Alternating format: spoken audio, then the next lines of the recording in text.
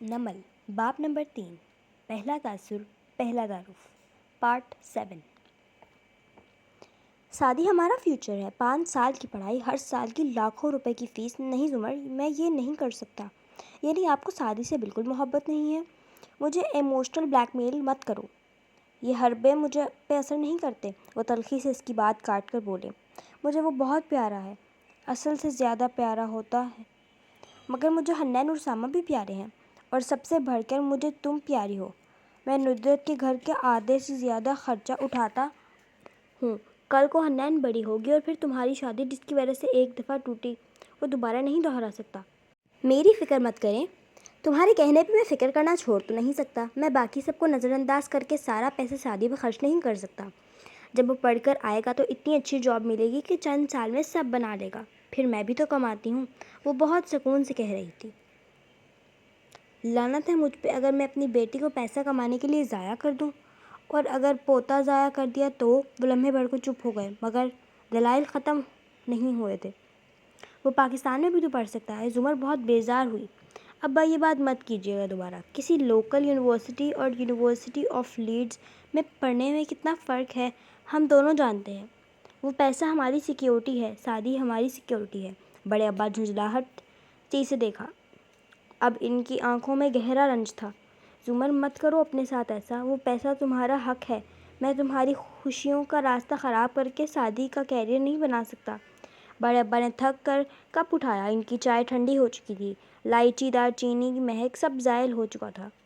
میں نہیں چاہتا کل کو تم اس بات پہ پچھتاؤ کہ آپ کبھی مجھ پہ خرچ کر کے بچتائے ہیں۔ وہ اداسی سے مسکرائی۔ انہوں نے نفی میں گردن کو جنبش دی۔ کبھی بھی نہیں، مگر میرا دل نہیں مانتا، اور شادی بھی تو نہیں مانے گا۔ اسے کون بتائے گا؟ میں نے میم رمشا سے بات کر لی ہے، وہ یہی سمجھے گا کہ اس کو اسکالرشپ پہ جا رہا ہے، کیونکہ اگر اسے پتہ چلا کہ پیسے آپ دے رہے ہیں تو وہ کبھی بھی نہیں لے گا۔ میں نہیں دے رہا، تم دینا چاہ رہی ہو، مگر میں تمہیں اس کی اجازت نہیں دوں گا، بالکل بھی نہیں۔ وہ پھر سے مزاحمت کرنے لگے۔ زمر نے آخری گھونٹ پیا، کپ میز پہ رکھا، ہاتھ گویا جھاڑ کر کھڑی ہوئی۔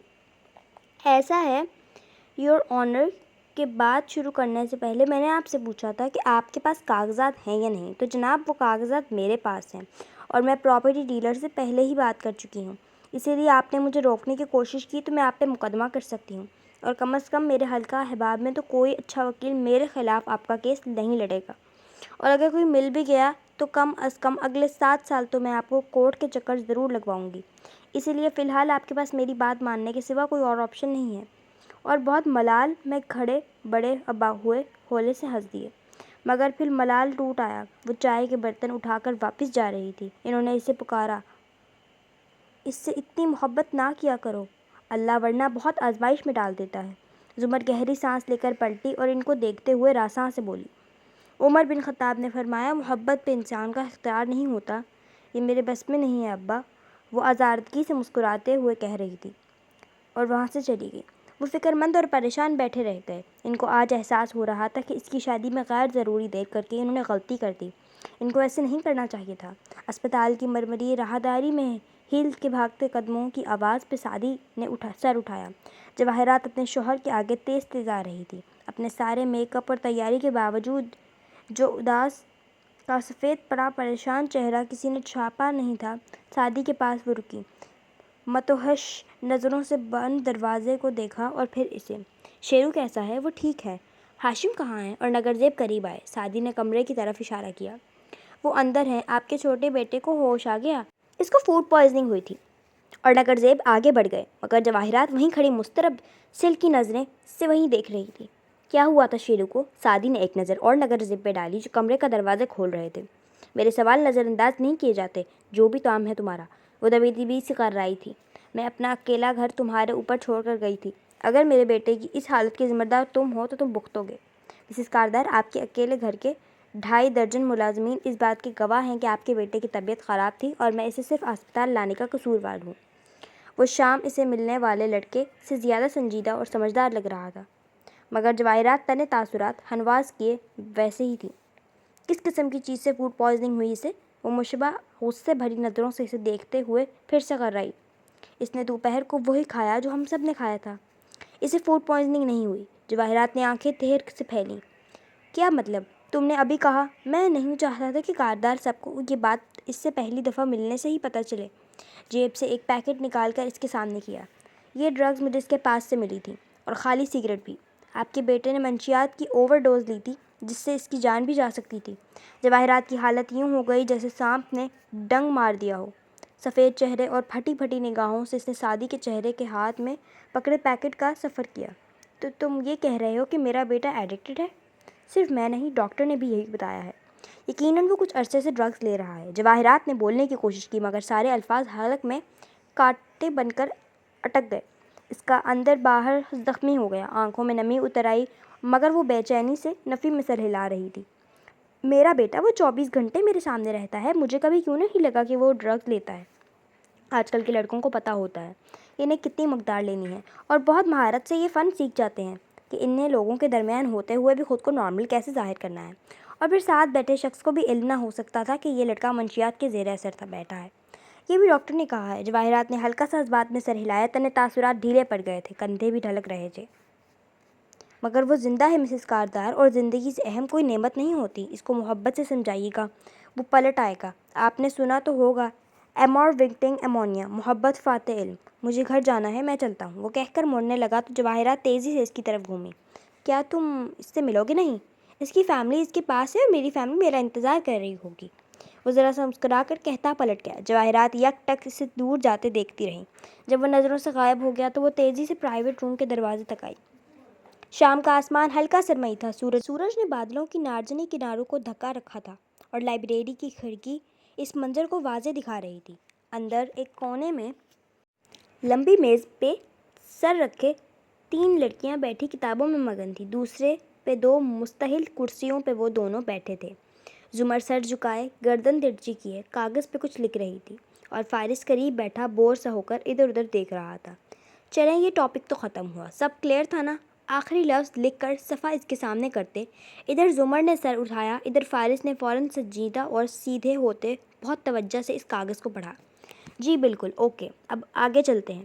وہ نوٹس کے صفحے پلٹ کر آگے موضوع پہ آئی، پھر قلم والے ہاتھ کو عادتاً ہلاتی روانی سے سمجھانے لگی۔ فارس نوٹس کو دیکھتا، ذرا دیر بعد سر اس بات میں ہلا دیتا۔ براہ راست اس کے چہرے پہ صرف 2-1 بار نگاہ ڈال کر سکا، پھر سر جھکا لیا۔ زمر کا فون بجا تو وہ رکی، نمبر دیکھا اور موبائل کان سے لگایا۔ جی سر، میں نے ہی وہ شیٹ آپ کو بھجوائی تھی۔ وہ رک کر سننے لگی۔ جی بالکل، میں نے تمام اسٹوڈنٹس کی حاضری درج کی ہے، اور سوائے حبیبہ وقار کے۔ میں نے واسطانہ طور پہ اس کا خانہ خالی چھوڑا ہے، وہ گھنگریالی لٹ کو انگلی سے رول کرتی کہہ رہی تھی۔ فارس نے ترچھی نگاہ اٹھا کر اسے دیکھا اور پھر کھڑکی کے باہر دیکھنے لگا۔ سر، صاف بات ہے، امتحان میں بیٹھنے کے لیے 60% حاضری ضروری ہے، اور اس بچے کی حاضری 40% ہے۔ مگر چونکہ وہ ڈاکٹر طاہر اکرم کی بھانجی ہے، اس لیے ڈاکٹر صاحب نے مجھے کال کر کے اس 40 کو 60 بنانے کا کہا ہے۔ سو میں نے یہ خانہ خالی چھوڑ دیا ہے، کیونکہ میرا قلم تو اس کو 60 نہیں کرے گا۔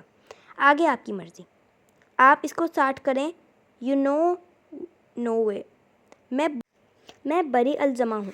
سادگی سے ساری بات کہہ کر اس کے سننے لگی، پھر الوداعی کلمات کہہ کر فون رکھا اور کتاب کی طرف متوجہ ہوئی۔ خیریت میم؟ زمر نے جھٹکے سے چہرے کو ساتھ ذرا سا سر جھٹکا۔ یہ سب تو چلتا رہتا ہے، کوئی بھی نوکری پھولوں کی سیج نہیں ہوتی۔ وہ کتاب دوبارہ کھولنے لگی۔ فارس نے اب اس کے ذرا غور سے اس کے چہرے کو دیکھا۔ ایک بات پوچھوں؟ زمر نے سوالیہ نظریں اٹھائی تو وہ کندھا ذرا اچکا کر تھوڑی سے شیو نکال انگلی کے انگوٹھے میں عادتاً ازیار نوچتا بولا۔ یوں ہی خیال آ گیا، اس دن جو آپ نے کیا سعدی کے گھر جان کر چابیاں بھولنا، زمر کے لیے یہ حملہ غیر متوقع تھا۔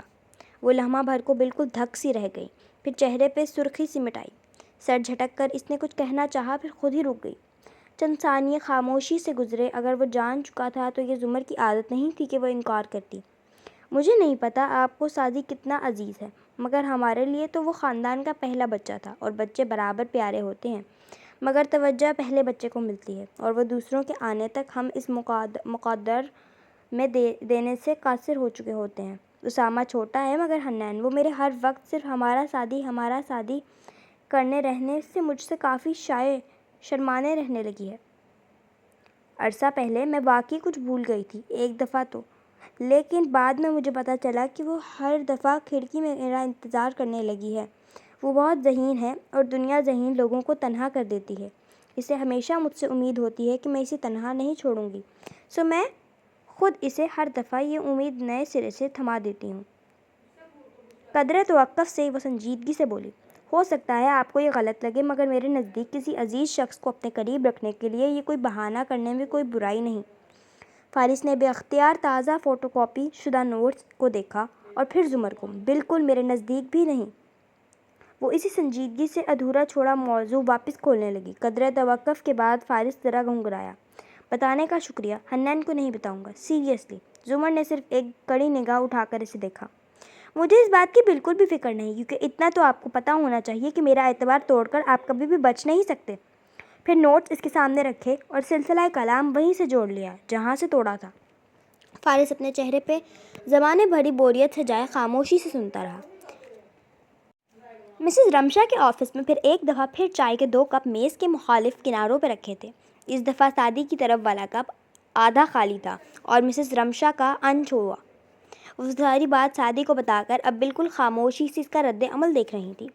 وہ ابھی سمجھنے کی کوشش کر رہا تھا۔ آپ یہ کہہ رہی ہیں میم کہ میں نے ڈاکیومنٹس ایک پرائیویٹ اسپانسر کو بھجوائے ہیں اور انہوں نے مجھے اسپانسر کرنے کے لیے حامی بھر لی ہے اور وہ ہر سال میری فیس جمع کرواتے رہیں گے؟ وہ واقعی بے یقین تھا۔ فیس جمع، اخراجات، جتنی رقم ہم دے رہے ہیں وہی رقم وہ دیں گے۔ تھینک یو، مجھے نہیں پتا تھا کیا کہنا چاہیے۔ وہ خوش تھا اور خوشی اتنی تھی کہ اس میں ٹھیک سے کوئی تاثر بھی نہیں دے پا رہا تھا۔ مگر وہ وہیں کون؟ میڈم نے خاموشی سے سامنے رکھے ڈیکور باکس سے ایک کرسٹل بال نکالی اور اسے 2 انگلیوں میں گھماتے ہوئے نظریں سعدی کے چہرے سے ہٹا کر بولا، ہے کوئی جس کا دل بہت امیر ہے اور آپ پہ خرچ کرنے کو پیسہ بھی بہت ہے؟ پھر ذرا سنبھل کر گویا ہوئیں، ایک چیریٹی بزنس میں ہیں، بہت سے اسٹوڈنٹس کو پرائیویٹ طور پر اسپانسر کرتے ہیں۔ آپ کے قوائف ان کو اچھے لگے اور سب سے اچھی بات یہ لگی کہ آپ نے ترجیحات میں اپنے خاندان کو پہلے نمبر پہ رکھا۔ جی، مگر کیا میں ان کے بارے میں کچھ جان سکتا ہوں؟ مطلب اگر میں ان سے ملنا چاہوں تو؟ کرسٹل بال گھماتے ان کے ہاتھ رکے۔ وہ نفی میں سر ہلاتی پیچھے ہو کر بیٹھی۔ بالکل بھی نہیں سعدی، میرے کچھ اصول ہیں، میں اسپانسر کی کوئی تفصیل فراہم نہیں کر سکتی۔ اگر میں اصرار کروں تو بھی نہیں، میں صرف ان کا شکریہ، کچھ سوالوں کے جواب جاننا ضروری نہیں ہوتا، میں آپ کا شکریہ پہنچا دوں گی ان تک۔ اچھا، وہ اداس ہوا۔ آپ میری زمر پھپھو کو جانتی ہیں نا؟ آپ نے ان کو بتایا یہ سب؟ ذرا پرخوش ہو کر وہ آگے ہوا۔ میڈم نے جواب دینے سے پہلے بہت دیر تک تھمتا چہرہ دیکھا۔ کیا آپ چاہتے ہیں کہ میں ان کو بھی ابھی خبر دوں؟ نہیں، پلیز آپ مت بتائیے گا، میں خود ان کو سرپرائز دوں گا۔ تھینک یو سو مچ، میں چلتا ہوں۔ جلدی اجازت مانگتا، شکریہ ادا کرتا، دوبارہ آنے کا کہتا، دروازے کی طرف لپکا۔ سعدی، آپ کی پھپھو آپ سے بہت محبت کرتی ہیں، اسی لیے کبھی کوئی قربانی دینی پڑے تو پیچھے مت ہٹنا۔ وہ جاتے جاتے مڑا، جی بالکل۔ اچھا، آپ مت بتائیے گا، میں خود بتاؤں گا۔ اور وہ باہر تھا۔ میڈم نے سر جھٹک کر گہری سانس لی اور اندر اتاری اور سوچا، محبت ایک بہت سادہ اور بہت پیچیدہ شے ہے۔ حنان سعدی کے ساتھ آئی تھی اور جتنی دیر وہ مسلسل جوش سے بولتا، دادی اور پھپھو کو اپنے اسکالرشپ کی تفصیل بتاتا رہا، حنان اس کے کیک کے 3 ٹکڑے کھا چکی تھی جو سعدی نے راستے سے لیا تھا۔ یعنی کہ تمہاری ساری پڑھائی مفت اور اخراجات بھی؟ واہ بھائی، یہ تو کمال ہو گیا۔ بڑی امی بہت خوش تھیں، بار بار سعدی سر اور کندھے پہ ہاتھ پھیرے کہہ رہی تھی، پھر فوراً اضافہ کرتی، ندرت سے امید نہیں تھی کہ بچوں کو پڑھا پائے گی۔ اصل میں تمہارا باپ بہت لائق تھا، تم اور حنا اسی پہ گئے ہو۔ اور سعدی اور حنا کے لیے یہ باتیں بے اثر تھیں۔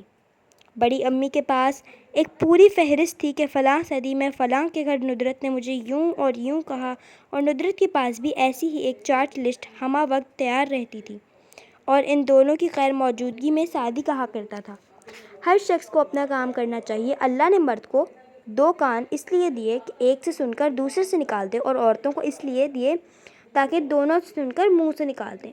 اور زمر خاموشی سے مسکراتی ٹیک لگا کر بیٹھی اسے سن رہی تھی جو تب سے بولے جا رہا تھا۔ میم نے مجھے ان تک کا نام تک نہیں بتایا، میرا بہت دل تھا کہ میں ان سے ایک دفعہ مل کر ان کا شکریہ ہی ادا کر سکوں۔